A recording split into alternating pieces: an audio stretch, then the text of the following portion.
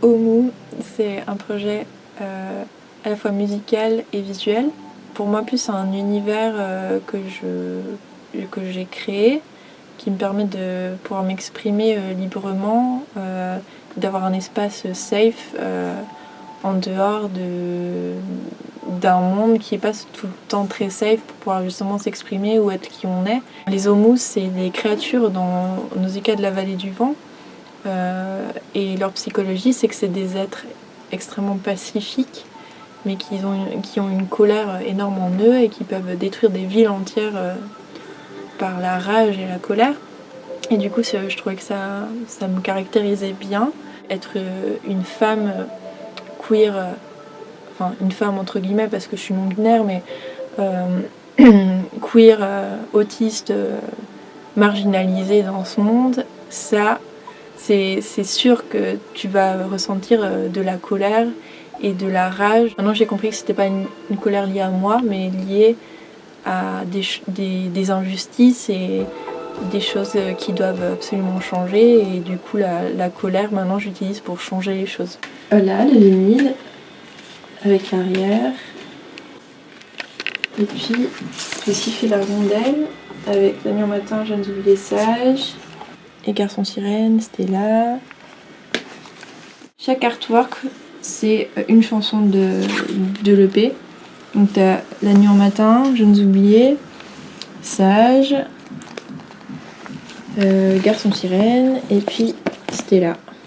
Comme partout, le sexisme et la misogynie, elle est omniprésente dans l'industrie musicale. Je me rends compte très souvent que quand je suis dans des milieux musicaux, il y a quand même un pourcentage tout le temps d'hommes beaucoup plus élevé que de femmes. Je me rends compte aussi que dans la musique francophone, mais surtout française, il y a très peu de figures qui sortent des normes réellement. Il y a beaucoup de... Il y a pas mal quand même d'artistes qui sortent des rangs, mais ça reste encore très timide. Et c'est en ça que je trouve qu'il y a encore pas mal de sexisme, mais aussi d'homophobie, de transphobie, etc. C'est-à-dire qu'il y a encore très peu de visibilité à ce niveau-là, et il suffit que tu fasses un truc un peu différent et t'es direct catalogué comme un peu l'ovni ou quelque chose de très particulier, alors que moi j'ai l'impression de faire quelque chose de très pop, tu vois.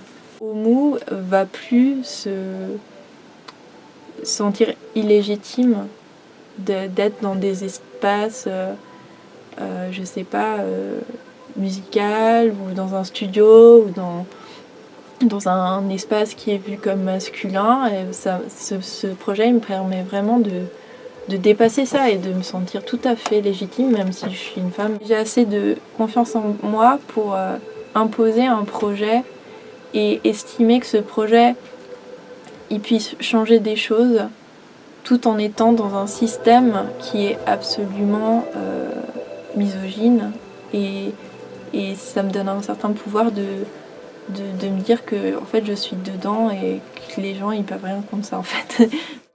Tu veux survivre bien au froid dans tes soucis, jamais solidaire, tu cherches le compromis. C'est ce que font les gens, bien tu me l'as déjà dit. Tu veux survivre, continue à voir honte. Tu veux survivre, bien au froid dans tes soucis. Il y a plein d'artistes aujourd'hui qui sont plus dans cette démarche de vraiment savoir d'être la tête, enfin d'être le leader de tout en fait, je dirais pas le patron parce que moi j'aime pas les patrons, mais disons de pouvoir être au milieu et d'avoir des partenaires et d'avoir des gens qui vont t'aider et de donner un peu de déléguer un peu tout en ayant toujours le choix en fait. Personne ne choisit à ma place en vrai. J'ai pas besoin d'attendre d'avoir un groupe, de où je serai la chanteuse, chose qui est hyper arrivée quand j'étais adolescente, en mode je vais être la chanteuse d'un groupe de mecs. Et alors que je m'épanouissais pas du tout et que ça me faisait trop chier, qu'il y avait plein de misogynie derrière. Et là, de pouvoir faire tout toute seule et d'emmerder le système bien fort, et ben, j'étais bien contente. Je me maquille, ça va pas. Je mets rien, ça va pas. Je m'épile pas, ça va pas. Je m'épile trop, ça va pas. Je souris, ça va pas. Je fais la gueule, ça va pas. Je me défends, j'accepte pas. Ça pour eux, ça va pas. Encore une playlist exclusivement femmes, ou encore un truc non mixte pour les femmes. Puis ils se disent trop, je pense, dans leur tête en mode ouais bon c'est bon, on a compris, c'est bon, les femmes maintenant elles font partie de la musique. Certes, peut-être qu'il y a plus de femmes dans la musique, mais c'est hyper timide, je suis désolée. Enfin, comme on disait avant, au niveau des festivals, c'est quasiment que des gars tout le temps. Des personnes vraiment prises au sérieux, des figures féminines de la musique, il n'y en a pas des masses non plus. On prendra toujours plus au sérieux un gars. Et aussi un truc, c'est que souvent on va au niveau de la production de musique, on veut toujours plutôt faire passer une femme comme la chanteuse ou au mieux celle qui écrit les paroles que une productrice. On va toujours mettre en avant le fait que un gars il produit ses musiques et machin, mais pour une fille c'est un peu plus, enfin il y aura des médias qui se concentreront plus sur l'aspect artiste, l'aspect chanteuse, mais je me rends compte quand même que il y a énormément d'avancées à ce niveau-là, et que grâce à des voix comme justement Grimes ou MIA qui fait aussi ses productions, tu dis en fait les gens et surtout les médias sont de moins en moins cons à ce niveau-là.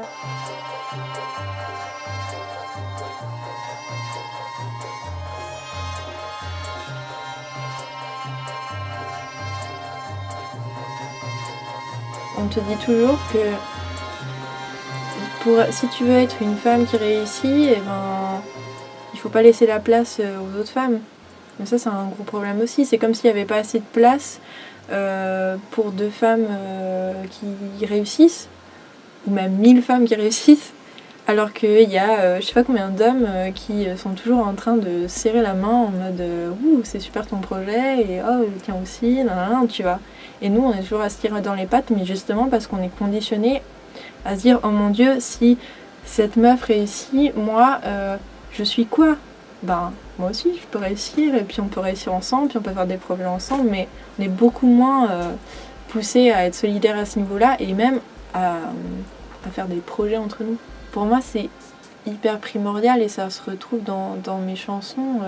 Dans Sage, le deuxième couplet c'est ça, c'est genre en fait on se soutient, parce que si on se soutient pas c'est compliqué dans cette société. C'est déjà compliqué d'être une femme à la base, donc si on se tire dans les pattes, en plus, on va pas aller bien loin. Pas de raison que ça marche pas, même continue comme ça.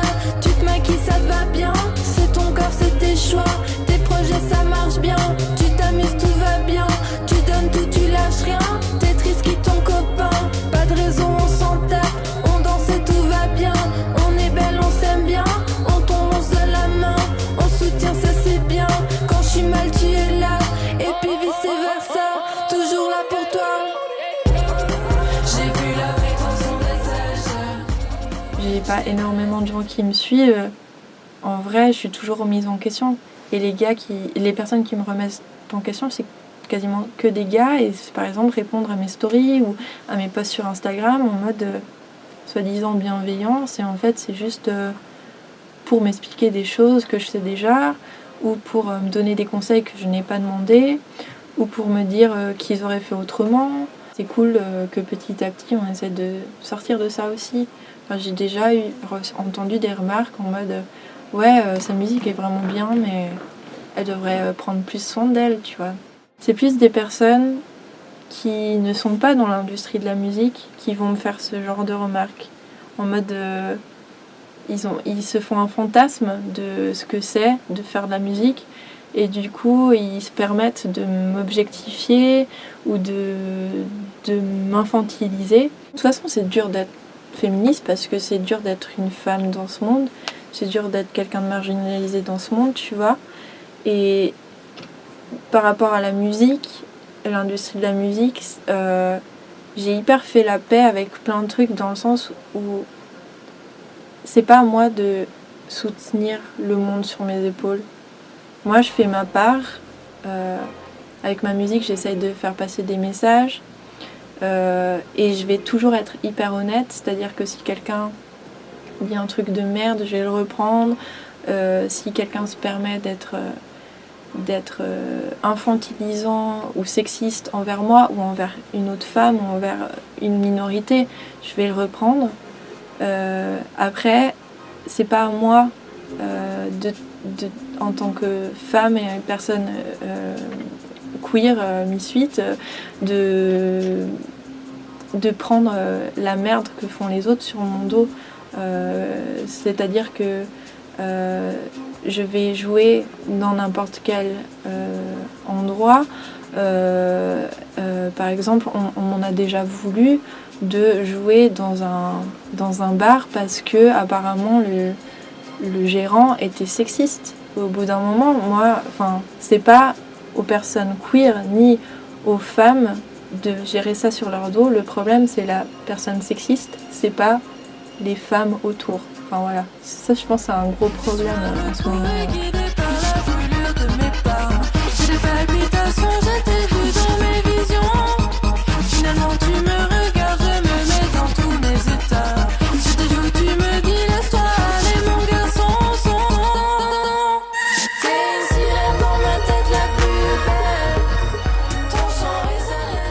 Des femmes artistes, il y en a plein. Et en fait, c'est juste qu'elles sont pas mises en avant. Et ça, c'est depuis des siècles. Enfin, voilà. Et c'est pas, encore une fois, c'est pas aux femmes. C'est pas le problème des femmes. Les femmes, elles sont là et elles font des trucs géniaux. Ça se retrouve partout, que ça soit à l'université, que ça soit à l'école. Il y aura toujours des profs, par exemple, qui mettront beaucoup plus en avant le travail ou les accomplissements des hommes que des femmes. Et ça se trouve dans n'importe quel milieu. Et du coup, ça fragilise énormément les femmes à ce niveau-là. Et il y a un truc interne où tu dois absolument déconstruire pour pouvoir sortir de ce cercle vicieux où tu t'auto-sabotes parce qu'on t'a toujours dit que tes projets ils allaient être moins écoutés ou moins importants que ceux d'un gars en fait. Enfin, voilà. Je prends pas de pensée quand je te parle. Danseuse professionnelle, faut que ça